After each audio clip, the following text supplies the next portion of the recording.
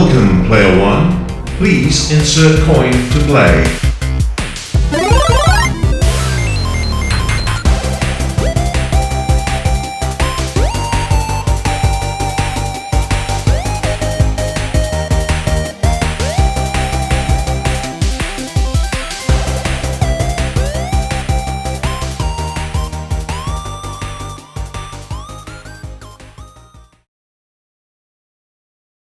Welcome, Watchers of Illusion, to my Castle of Confusion. Today, I'm taking you into the depths of Tanglewood on the Sega Mega Drive.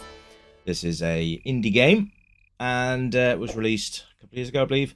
And I've been wanting to bring this to the channel for a long time, actually, but I thought, hey, well, there's no time like the present. And, yes. So, Tanglewood. Let's just let this little intro play here. Very dark and brooding, apart from the big purple borders, but other than that, I do believe those will disappear when we start the game. Here we go. Nasty evil presence watching me sleep is not creepy at all. So this is us, guys. This is the we are that fox. That's our character. Already really nice, even though you can't see his face at the moment. But we're going to get cracking on with the game because it's one that I've really liked the look of for a long time. I thought, I'll tell you what, I'll bring that to you guys today. Look how lovely this is. So, yeah, we're going to go all through the usual criterias today. Graphics, sound, controls, playability, replay value, and all that jazz. So already, I really love the aesthetic of this game. Really nice. The colours are nice as well. A nice sort of red hue on the fox, which is great. Not many games where you play as a fox as the main protagonist, and I mean, Fox fights back on the on the Spectrum and the Amstrad C64, and kind of Vixen, I guess, if you think she turns into a fox. But yeah, I suppose there are a few Fox games, but this one is really, really nice. Love the jumping animation, really smooth cartwheels, sort of roly-polies in the air. Really kind of like that. It's just really, really nice. They've done such a good job on this. Considering this is an indie developer as well, you know, wasn't a mainstream studio or anything. So I'm just going to tip my hat right there to the developers, because this is absolutely fantastic. And if you were playing this back in the day, you probably would have paid a premium for this, because it would have probably been an A or AA title. This would have been one of those games. I mean, Bubsy the Bobcat springs to mind if it was done properly. Right, so what can we do here then? Can we do anything with this? Oh, we can change colours. Great. So now I'm a yellow fox. I'm guessing you get sort of different abilities depending on the colour that you are. And I don't know whether it's a permanent colour. Well, let's see.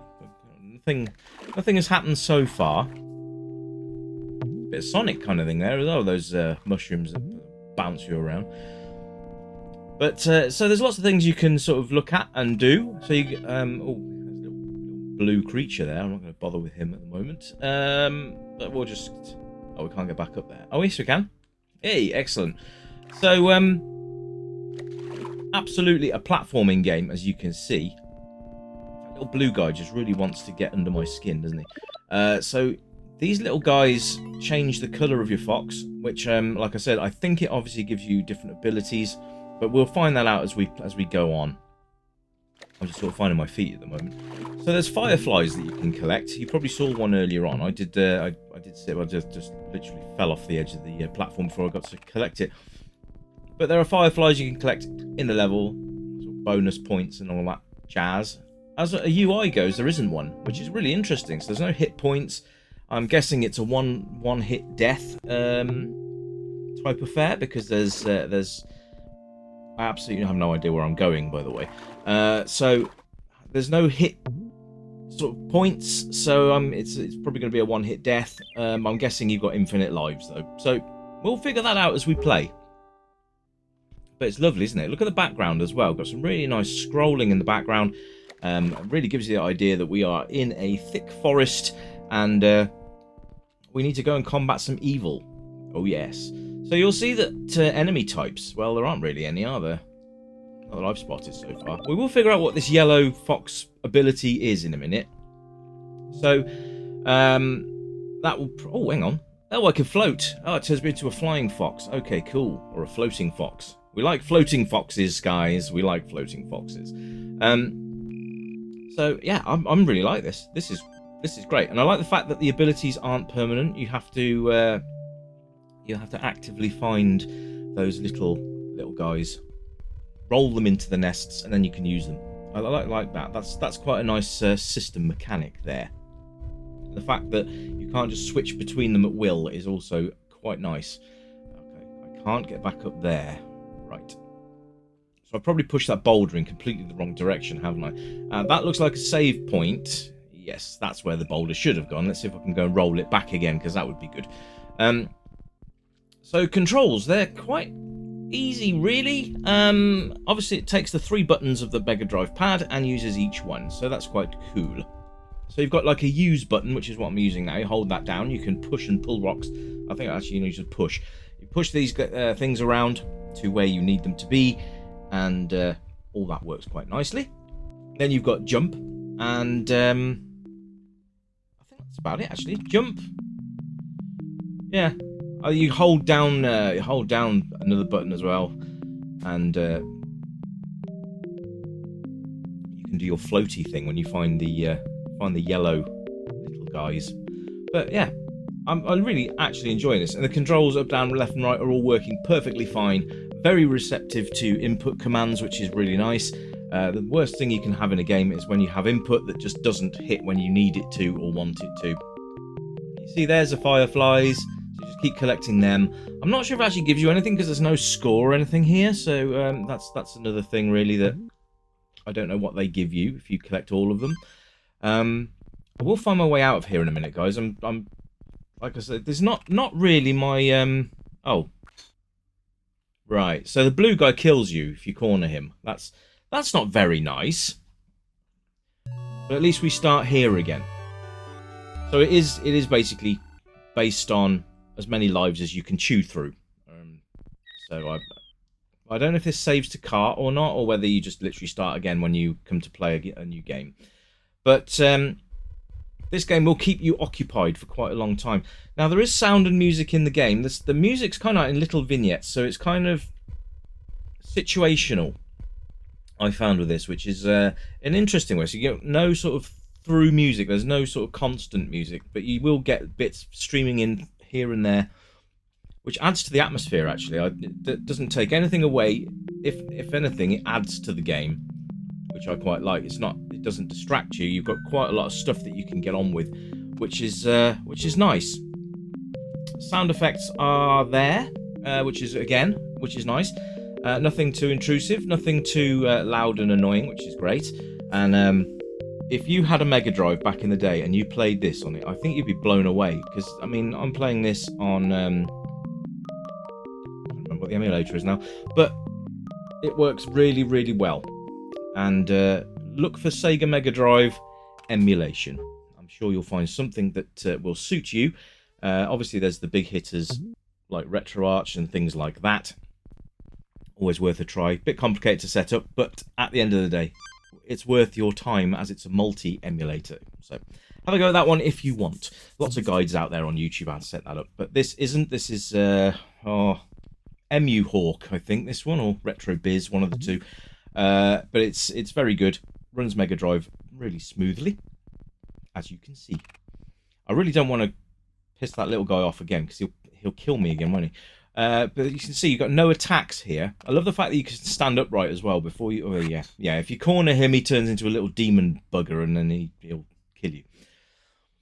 So, yes, playability, absolutely. I love this game. It's really nice, and immensely playable. And it's not easy either. It's very...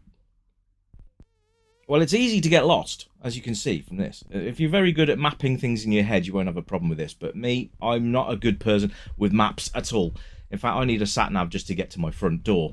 So that gives you an idea. But if you can sort of pinpoint where things are and where they're kept, and then you'll know where they are for next time, that's all very well. But for those of us who have a normal, simple brain that can't retain information like that, it's quite nice because every playthrough will feel like a new one or something. So replay value, absolutely. This is a game that I would come back to again and again, just because it's so damn nice. And the graphics on it are so nice. The animations are smooth.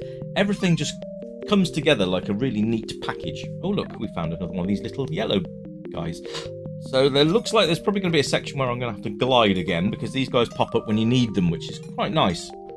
Because if they just popped up for no reason, it wouldn't make much sense, would it? So I'm going to roll the little guy off the edge there, and then we're going to pop him in there, and then he'll shoot up into the air. We can follow him like this. So that's quite nice. I'm guessing there's going to be other colours as well. I can't imagine it's just yellow, but maybe we'll find some, maybe we won't. But we'll certainly delve into this as much as we can. But yeah, I'm really enjoying this, guys, and I think you will as well. I will put a link to the developer's website in the description below, so please go and have a look. I'm not sure if it's a freebie at this point. I got this back in when it was first released, so I can't tell you how much it would be now. But go and support the developer, even if it's free. Then, you know, drop a message on the boards or something like that, and just say, "Great game. Thank you very much for your time," because that's all it is, really. Just a bit of appreciation and acknowledging that what they've done off their own backs, with no money from us or whatever. Oh dear. There's the new enemy type, a little sort of like a tiny little rhinoceros that's been covered in plants. Right. So age rating, I'm going to say any, because the graphics are going to appeal to younger players, but the difficulty of the game will apply and appeal to older players, or those that like a little bit of a challenge. But there's absolutely no reason why youngsters can't get stuck in and have a go. It's really nice. It's I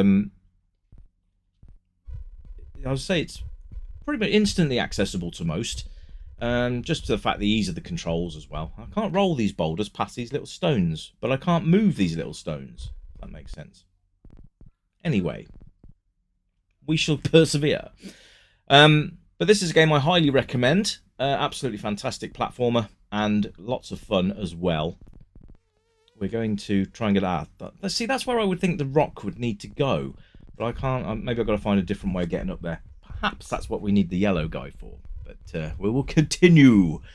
But yes, sorry I've been on for a little while. I can get up there instead. Things have been a bit sort of noisy around here lately. We've had construction going on outside and things like that, so I haven't really had a chance to record anything or play much, because it just distracts me from my mission to bring you amazing games that you may not have played yet, or new games, or whichever.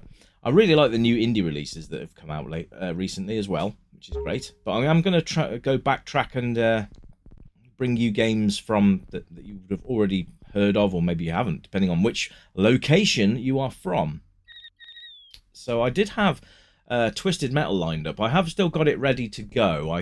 I'm going to give that one a play and see how that one is, and I'll probably bring that one to you next, actually.